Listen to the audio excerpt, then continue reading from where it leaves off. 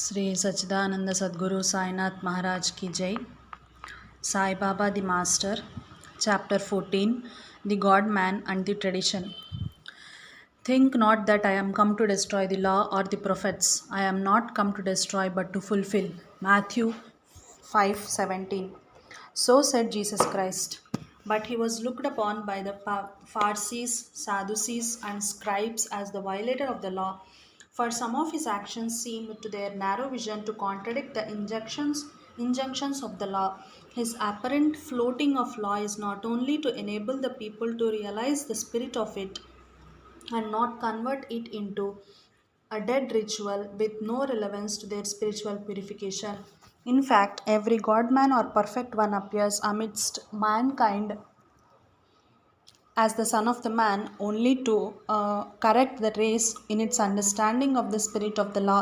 So, to those of little understanding, he looks a heretic and is persecuted for righteousness' sake. He resisted not evil. 539. Indeed, he prayed for those who persecuted and crucified him. Father, forgive them, they know not what they do. So was Muhammad persecuted, and so was the Buddha. And so did each of them lovingly teach the mankind that hated them the message of love and devotion. Sai Baba of Shirdi was also looked down by the Orthodox among the Hindus and Muslims alike. The Hindus accused him of being in a mask, of being a Muslim, of not observing Hindu rituals, of tolerating Muslim ways of worship. But some had the eyes to see and ears to hear the truth of Sai Baba's mission, and Baba taught them the same lesson which a Christ or Buddha did, that the spirit of law was to purify man's spirit, and the letter of it without the spirit, when observed as a convention, was wasteful. But an acceptance of such a teaching presupposed immense faith on the part of his devotees that Baba knew better. Sometimes Baba deliberately put their faith to test. One day, a poor Brahmin approached Baba for money. Baba handed him a packet of mutton and said to him, "Go and eat it at home with your children, but don't open it on the way." The Brahmin did not know what the packet contained. After taking leave of Baba, he could not check his curiosity. So he sat near a stream and opened it and was shocked to find mutton in it. In disgust, he threw it in the stream, but he was surprised to see when it touched the water, it turned into gold and sank into its depth. The piece of mutton is symbolic of Baba's teaching. It is precious, though to the Orthodox it looks unworthy. Similarly, on one Ekadashi day, 11th day after the full or new moon, auspicious to the Hindus, a devotee by name Jog asked Baba as to what dish should be prepared as holy offering to him. Baba said, "Prepare onion khichdi." Onion is a prohibited item of food, especially for a Brahmin. Yet Jog obeyed Baba's order and offered him the same. Baba laughed, tasted a little of it, and gave it back, saying, "It is good, distribute it to all, and you eat too." Though Jog always fasted on Ekadasi, he obeyed Baba's command. However, such eye-opening pranks were not directed by Baba at the Hindu devotees only. Once a Muslim vowed to Baba that if by his grace they had a child, they would visit Shirdi and distribute sweets to all in his name. Shortly after, they had a child, and so the family visited Shirdi to fulfill their vow. Baba asked them to distribute peda milk cake in the Maruti temple opposite to mosque. The Muslim devotee was taken back and said, "As Muslims, how can we go to Hindu temple to fulfill our vow?" Baba good humoredly said, "There was a fight between Allah and Maruti. Maruti defeated Allah, so the farmer deserves to be honored." The Muslim couple was very averse to his command, and so he flared up, rushed to beat the Muslim, saying, "What a Muslim, that is the faithful you are. Go and distribute it there." The Muslim realized what Baba meant and distributed the sweet in the temple. The significance of Baba's word would become evident if we understand the utterly unreasonable attitude of the devotee. On one hand, he resorted to Baba for a child as his last refuge, and he did get one. Can such powerful saint err in asking him not to be obsessed with religious differences? The interruption of their earlier faith by the latter doubt is ruinous to any faithful ones. The idea of Baba is more clearly expressed in another curious incident. One day, a party of Muslims arrived in mosque for namaz, and at the same time, a group of Hindus also arrived for bhajan, devotional chanting. Each party complained against the other. Baba patiently heard them both and remarked, "Neither your bhajan nor their namaz is worth the name. Get out." Tatya, one of the intimate devotees of Baba, was very orthodox and regularly observed fast on Ekadashi days. But once he came into contact with Baba, the latter invariably gave him something to eat on the days of fasting so that he was obliged to stop fasting. We have to realize that Baba was not propagating hearsay. Even the books of law like Manu Dharma Shastra says that if Shastras contradict the words of a perfect says the latter have to be preferred. Baba's attitude to tradition can best be seen in his answers to the questions put on him by Madhavrao alias Shama. Once Madhavrao asked Baba whether it was true that there were 50 crores of Yadavas in Dwarka as mentioned in Puranas. Baba, Professor Narke, says that the account given by Puranas is false. But Baba replied, "No, it's all true. Even Rama and Krishna did really exist." On another occasion, Shama asked Baba, "Baba, is it true that 1 crore of Vanara army assembled at the time of Rama's war against the demon king Ravana? How could so many assemble in one place?" Baba replied that it was true that so many of them assembled and that he personally saw them gathering one above the other as ants do. Shama said, "How could you witness what happened so long ago if you were there? If you were there then, how were you?" Baba, "Innumerable births went by for you and for me. You don't know them, but I do. I was, am, as I am now." On yet another occasion, Shama asked, "Are Vishnu and Brahmalokas real? If they are, you must show me those. For they say, when compared with those worlds, this one of ours is trivial." Baba said, "Don't worry about them, for when compared with God, they are still more trivial. For those worlds are also of the same nature as our world, that is transient."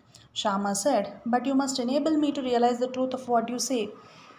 Then Baba asked him to close his eyes. Immediately, on closing his eyes, Shama could see those subtle other worlds. As he went on seeing them, Baba proceeded to point out Brahma in the Brahmaloka and told him it was Satyaloka. Next, Baba showed him Vishnaloka and pointed out Vishnu seated therein and Kailasha with Shiva in it. Finally, Baba ended the vision and told Shama, "These realms of existence are not be decided by us. What we want is different and still higher." S.B. Najne records two interesting instances which reveals Baba's shrewdness in combating orthodox intolerance. In May 1915, I went to Shirdi accompanied by mother-in-law and others. We were put up at Sateswada and Dada Kelkar was living in a part of the same premises. When my mother-in-law was cutting onions for our meal, Dada Kelkar, an orthodox Brahmin who abhorred onions, get enraged and berated her severely. She took his house she took his abuse very much to heart. A few hours later, Dada's granddaughter was crying on account of severe pain in her eyes and he went to Baba for relief. Baba then told him to ferment her eyes with onion. Dada asked, "Where am I to get onion?" Baba always kept some onions with him and perhaps Dada hoped to get one from him. But he told Dada to get it from my mother-in-law. She told Baba that Dada has been abusing her that very morning for using onions in her meal and that she would not care to give him anything, but if it was Baba's order, she would do so. Baba ordered the gift and she had her grand revenge of doing good to one who had so recently lacerated her feelings. When people were assembling for Aarti at the masjid, I was among them. Baba asked me to go and take my meal. I said it was Ekadashi, the day of fasting. Usually I did not fast on Ekadashi days, but my two friends did and I had to conform to their ways.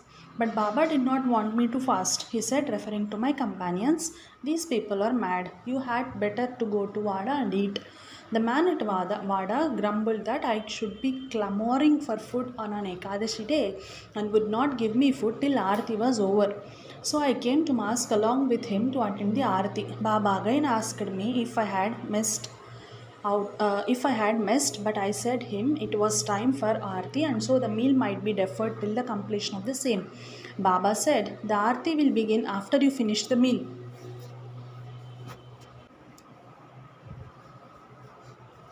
The cook had to yield and he gave me food. Then I went to ask for Aarti. At that time, a lady generally known as Maushi brought beda, that is betel and nut, to Baba.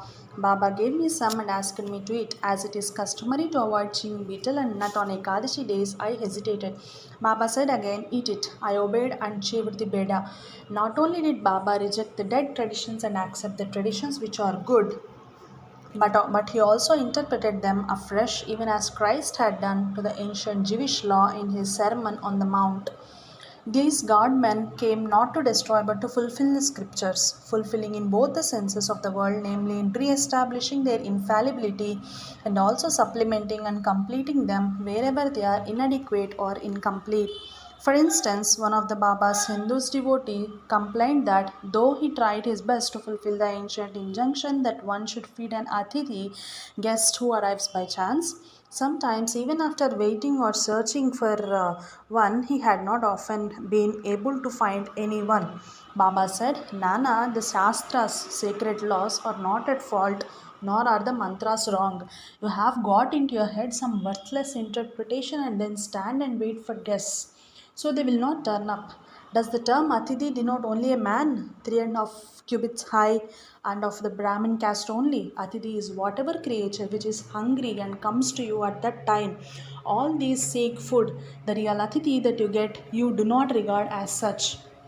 At Kakabali time, take plenty of cooked rice outside the house and leave it there. Do not shout or call any creature, not drive any away. Do not mind whatever the creature that comes to eat. Thereby you get the merit of feeding lakhs of guests. Such corrective interpretation was extended by Baba even to sacred texts. Thereby, not only did he give a better interpretation of them than were given by earlier savants, but he put down too the pride of learning of the devotee. Nana Sahib Chandorkar had studied the Bhagavad Gita with commentaries and was proud of that. Baba one day pricked the bubble. Those were days before crowds flocked to Baba. Baba said, Nana, what are you mumbling to yourself? Nana said, I am reciting a verse in Sanskrit from Bhagavad Gita. Baba said, recite it loud and explain it to me. Nana then recited verse 34 of chapter 4 of Bhagavad Gita and said, making Shashtang Namaskara or prostration, asking the Guru for the teaching, serving him, learn what this Gnana, wisdom of the self, is. Then those Gnanis that have attained to real knowledge of Sadvastu, reality or Brahman, will give you Upadesh of Gnana. Baba said, Nana, is it enough to merely prostrate before the Guru? Nana said, I do not know of any other meaning of the words pranipata than this. Baba asked, if pariprashna means putting question, what does prashna mean? Nana said, the same. Baba again asked, if pariprashna means the same as prashna, question, why did says Vyasa at the prefix pari? Was Vyasa off his head? Nana said, I don't know.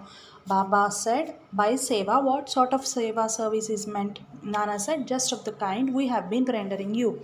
Baba asked, is it enough to render such service? Nana said, I do not know what more is meant. Baba said, leave it aside. In the next phrase, Upadekshantite Jnanam, can you read any other word in lieu to Jnanam without violence to the meter of the words? Nana said, yes, one can read it as Agnanam, that is ignorance or nescience. But Sri Shankaracharya's commentary gives no such construction of the verse. Baba said, never mind it. Is there any objection or to using the word Agnanam if it gives a better sense? Nana said, no, but I do not understand how to construct the stanza by substituting the phrase Agnanam for Gnanam. Baba said, again tell me, why does Krishna direct Arjuna to Gnanis or Tattvadarshis when he himself is a Gnani in fact? Nana said, yes, he was, but I cannot make out why he directed Arjuna to other Gnanis. Nana's pride of learning was knocked out. Then Baba began to explain the various aspects of the verse thus.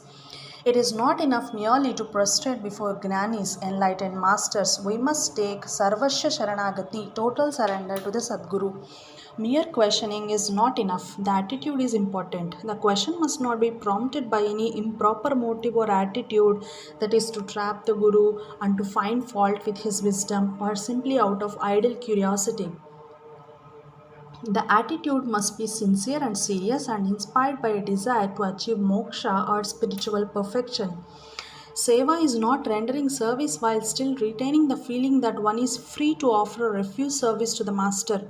One must feel that he is not the master of his body and that the body is the Guru's and exists merely to serve him.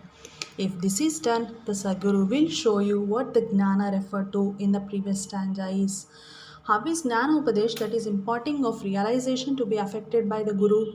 Destroying ignorance is Gnana. Saint Gnaneshwari in chapter 18 in Gnaneshwari says, removal of ignorance is like this.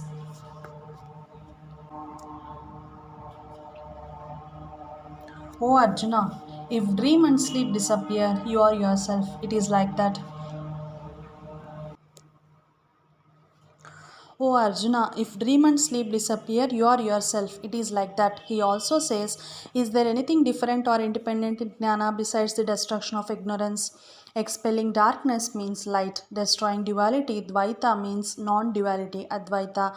The disciple, like the Sadguru, is really the embodiment of Jnana. The difference between the two lies in the attitude, in the high realization, marvelous, superhuman Satha, beings and unrivaled capacity and Aishwarya, that is divine powers. The Sadguru is Nirguna Sachidananda, attributeless existence consciousness, which is bliss. He had indeed taken human form to elevate mankind and raise the world, but his real Nirguna, attributeless nature is not destroyed thereby even a bit. His beings or reality, divine power, and wisdom remain undiminished. The disciple also, in fact, of the same Swarupa, original nature, but it is overlaid by the effects of samskaras, tendencies of innumerable births in the shape of ignorance, which hides from his view that he is Sudha Chaitanya, pure consciousness. As stated therein, he gets the impression, I am Jiva, a creature, humble and poor. The Guru has to root out these offshoots of ignorance and has to give an upadesh or instruction to the disciple held spellbound for endless generations by the idea of being a creature, humble and the poor. The Guru imparts in hundreds of births the teaching, you are God, you are mighty and opulent. Then he realizes a bit that he is God really, that he is the body and that he is the creature Jiva or ego, that God, Paramatma and the world are different from him is an error inherited by the disciple from innumerable past births. From action based on it, he has derived his joy, sorrow, and mixture or both. To remove this delusion, this terror, this error, this root ignorance, he must start the inquiry. How did the ignorance arise? Where is it? And showing him this is called Guru's Upadesh. The following are the instances of Ajnana. I am Jiva, creature. Body is the soul. I am the body. God, world, and Jiva are different. I am not God. Not knowing that body is not the soul. Not knowing that God, world, and Jiva are one. Unless these errors are exposed, the disciple cannot learn what are God, Jiva, world, and body and how they are interrelated, whether they are different from each other or one and the same. To teach him these and destroy the ignorance in this instruction is in Gnana or Ajnana. Why should Gnana be important to the Jiva, who is a Gnanamurti or embodiment of knowledge? Upadesh is merely to show him his error and destroy his ignorance. Baba added, Pranipata means implies surrender of body, mind, and wealth. Then why should Krishna refer Arjuna to other Gnanis?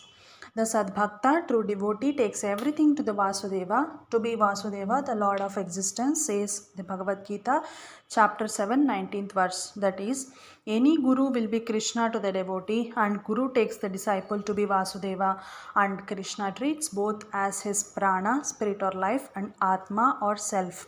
As Sri Krishna knows that there are such bhaktas, devotees, and gurus, he refers Arjuna to them so that their greatness may be known to all. Bhishma was a widower who lived in Nagpur.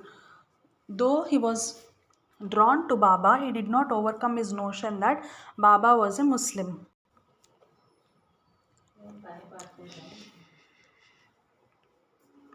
Bhishma was a widower who lived in Nagpur. Though he was drawn to Baba, he did not overcome his notion that Baba was a Muslim. As a result, he could not take as many others did the Padatirtha of Baba, that is, water that was consecrated by him by being used to wash Baba's feet. He could not accept to the smoking pipe chilim that Baba offered to devotees. On a full moon day, Bhishma had a dream in which he saw a man with Tripundra or Vaishnava mark on his forehead and performed puja or worship to the holies to the holy man's wooden sandal Paduka. The Holy One showed him a paper on which a mantra was written. It was Sachidananda. As soon as he read it, the mantra disappeared from the paper and Bhishma woke up from his dream. When he asked a sadhu about his dream and the mantra he had seen, the latter told him that it is the name of the Guru that he had seen in his dream, and the name of a perfect Guru is also a mantra. After some days, Bhishma came to Shirdi. On seeing Sai Baba, smiled and said, Jai Sachidananda. Bhishma immediately realized Baba's omniscience and his transcendence over the narrow barriers of caste and creed. As soon as this realization flashed in Bhishma's mind, Sai immediately nodded and said, We are moving all over. There is Rama or the spirit of Lord Shri Ram everywhere. Henceforth, Bhishma also started accepting such favors from Baba as the chilim from which he smoked. Jai Sai Master.